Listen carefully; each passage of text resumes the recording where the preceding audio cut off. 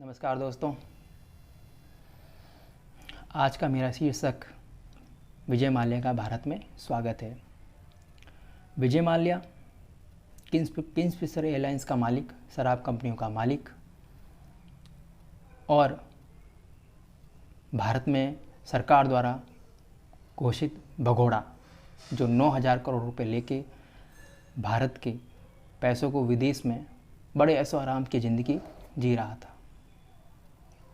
बड़ी लंबी जद्दोजहद और बड़ी लंबी लड़ाई के बाद आखिरकार सीबीआई को वहाँ की सुप्रीम कोर्ट द्वारा प्रत्यर्पण की इजाज़त प्राप्त हो गई। जल्दी विजय माल्या भारत की आर्थर रोड जेल में बैरक नंबर 12 के अंदर आराम फरमाएगा, वहाँ अपने ऐशो आराम की ज़िंदगी जिएगा। अब सोचने की बात यह है कि 2014 के पश्चात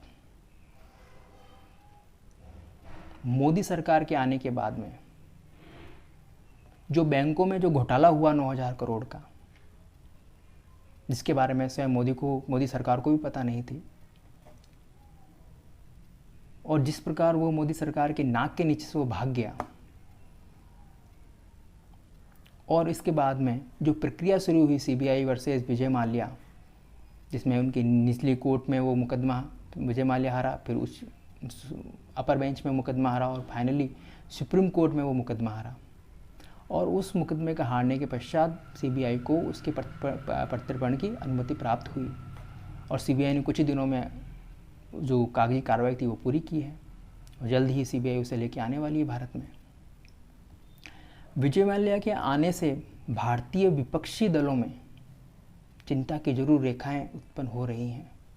हालांकि वे अभी दबी जुबान से बोल रहे हैं, खुल के कोई सामने नहीं आ रहा है, लेकिन जब विजय माल्या से पूछताछ होगी तब पता चलेगा कि असली पापी कौन है। क्योंकि ये सारा जो घोटाला ये 2014 से पहले का है। कैसे तो वो राज्यसभा सांसद बन गया,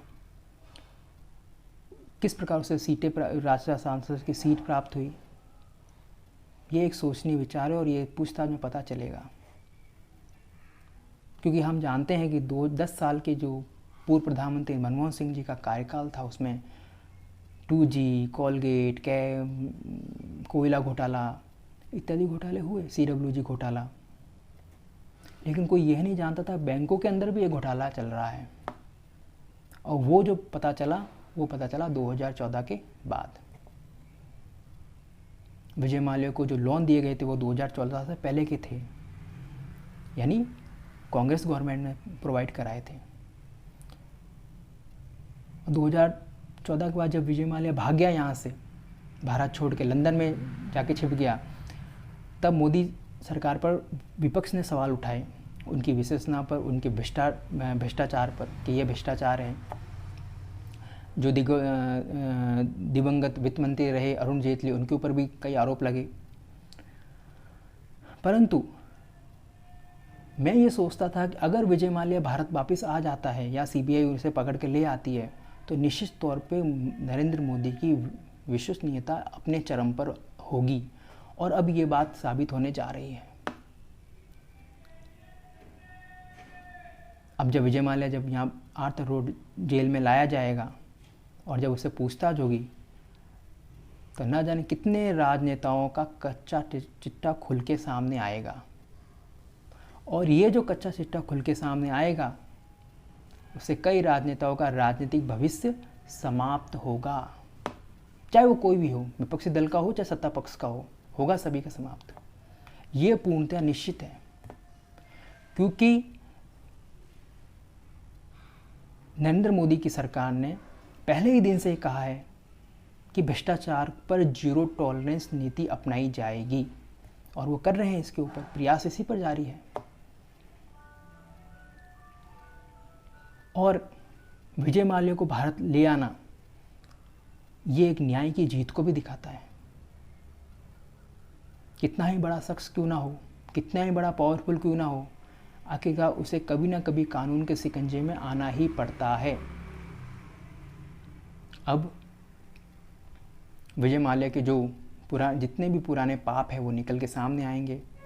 बड़ी मात्रा में लोग जो बेरोजगार हुए, किंग्सफिशर एयरलाइंस पूरी तरह बर्बाद हो गई, हज़ारों की तादाद में कर्मचारी बेरोजगार हुए, शराब की कंपनियां वो उनको पैसा लेके भाग गया।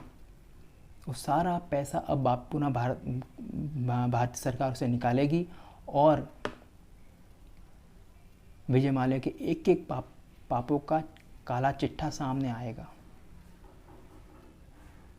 जल्द ही हम देखेंगे कि कई राजनेता इसके शिकंजे में पाए जाएंगे। इसलिए मैं कहता हूँ विजय माल्या का भारत में स्वागत है। Thank you.